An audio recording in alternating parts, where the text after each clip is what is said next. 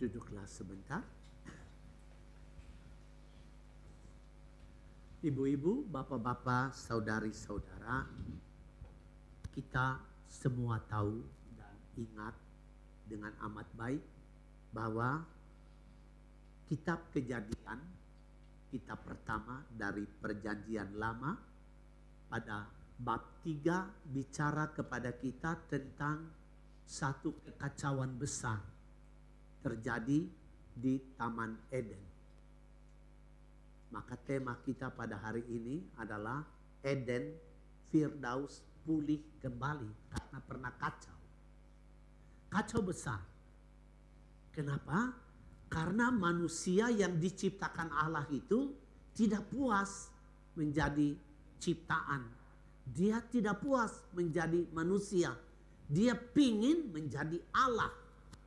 Karena itu dia memberontak terhadap Allah dan dia mengikuti jalan dari setan, dari iblis.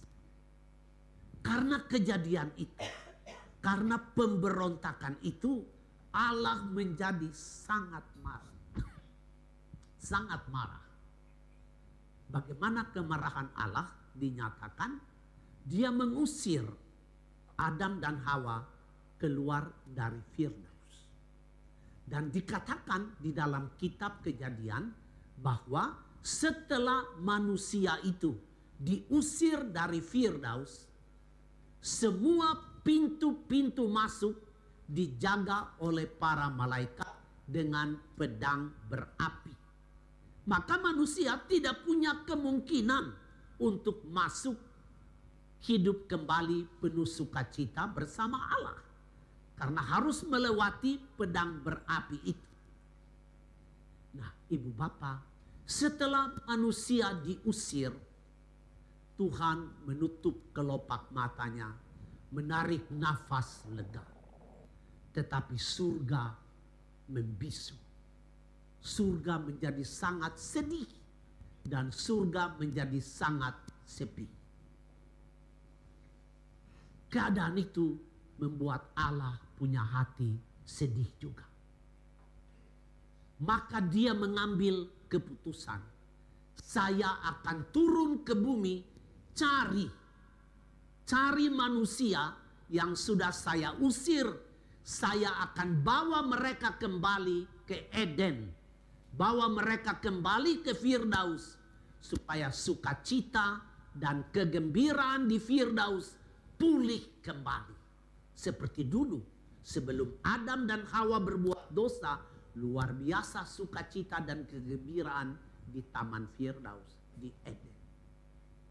Nah, pertanyaan kita, bagaimana cara Tuhan turun ke dunia untuk mencari kembali manusia yang diusir itu?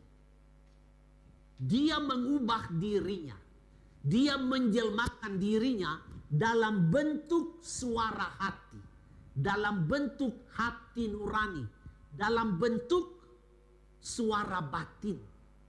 Nah, ibu bapak, suara batin itu ada di dalam diri ibu bapak dan saya. Di dalam setiap manusia ada hati nurani, ada suara batin, ada suara hati. Dengan cara diam-diam, suara hati itu menuntun kembali manusia. Dan karena suara hati itu adalah Allah yang mengubah dirinya, maka suara hati itu selalu benar, tidak salah. Hati nurani itu selalu betul. Dia tidak ada kejahatan di dalamnya. Nah, manusia dituntun kembali melalui suara batin untuk kembali ke Eden. Tidak lewat pintu-pintu yang dijaga tadi oleh pedang-pedang berapi, tetapi lewat lorong-lorong yang lain. Lorong-lorong yang lain. Mungkin jatuh bangun karena tidak selalu kita ikut suara batin kita. Kadang-kadang suara batin bilang, kamu harus tinggal di rumah. Jangan keluar malam. Tetapi kita lawan suara batin kita kan. Aduh, teman-temanku sudah janji kok. Sudah janjian. Jadi saya mengambil keputusan pergi ketemu dengan teman-teman, masuk kafe, minum sedikit sampai mabuk, baru pulang ke rumah. Nah ini lawan suara batin. Kita lawan suara batin kita. Suara batin tadi bilang, jangan kamu keluar rumah, tinggal saja di rumah. Nah ibu bapak, sekalipun begitu, Allah tidak pernah lelah untuk mengingatkan kita, menuntun kita supaya kita sungguh pulang kembali ke Eden dan bersuka cita bersama-sama dengan Allah. Nah ibu bapak, sekarang kita lihat bahwa ada satu orang, dan orang itu adalah Bunda Maria. Dia adalah orang yang penuh dengan tulus ikhlas membiarkan dirinya dituntun oleh suara batin itu. Sehingga dia mengandung suara batin itu sendiri. Dan suara batin itu menjadi daging dan darah seperti kita. Yesus itulah manusia yang bangkit dari orang mati dan dia naik ke surga. Yesus inilah yang menuntun kita semua. Sebagai guru, sebagai gembala, sebagai sang penyelamat, dia menuntun kita melalui lorong-lorongnya, lorong kerahimannya, supaya kita sampai ke surga. Ibu bapak, Tuhan Yesus menuntun kita melalui lorong kerahiman. Sebab kita tidak bisa jadi orang benar. Hari ini kita mengaku dosa, besok kita buat lagi apa yang kita lakukan, apa yang kita akui sebagai dosa. Jadi sulit kita masuk ke dalam surga lewat jalan benar itu. Karena kita orang tidak benar. Lewat pintu keadilan, wah pasti kita semua dihukum. Karena dosa-dosa kita. Lewat pintu kesetiaan, kita tidak bisa juga. Karena kita tidak setia. Kita kadang-kadang melakukan hal-hal yang tidak sesuai dengan kesetiaan. Melalui pintu kekudusan, apalagi kita tidak kudus. Kita penuh dengan noda. Jadi Tuhan Yesus mengantar kita lewat lorong yang lain.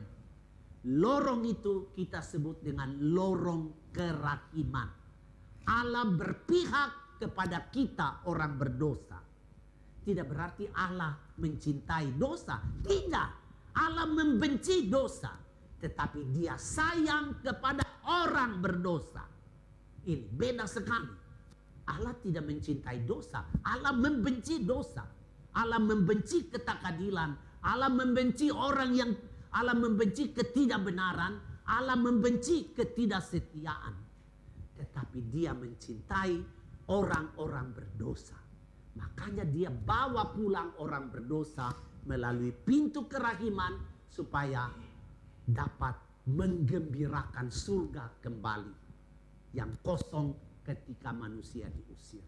Nah, ibu bapak, saudara-saudari, Bunda Maria yang pernah membawa Yesus ke dunia, Yesus itulah yang naik ke surga, maka kami percaya bahwa bundanya sendiri ikut terbawa bersama-sama dengan dia masuk ke surga. Nah, Bunda Maria dan Tuhan Yesus sekarang menuntun kita melalui suara batin ini. Dan Bunda Maria sudah tunjuk teladan melalui suara batin. Tuhan Yesus terus menerus sebagai guru, gembala dan penyelamat menuntun kita ikut jalan-jalannya. Walaupun jalannya itu sempit, tetapi dia menuntun kita lewat jalan sempit itu supaya kita akan sampai ke surga. Mereka berdua inilah yang sekarang amat berperanan.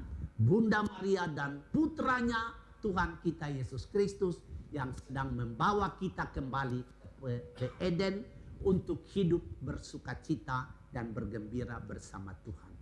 Satu hal yang kita mesti buat adalah sekalipun Kristus menuntun kita, sekalipun Bunda Maria mendoakan kita, tetapi kita yang harus jalan. harus jalan di lorong ini. Larang jalan menurut hati nurani kita. Mari kita berdoa di dalam misa kudus ini supaya Roh Kudus menolong kita, supaya kita berani mengikuti tuntunan suara batin kita. Kalau suara batin kita mengatakan ya, kita melakukannya.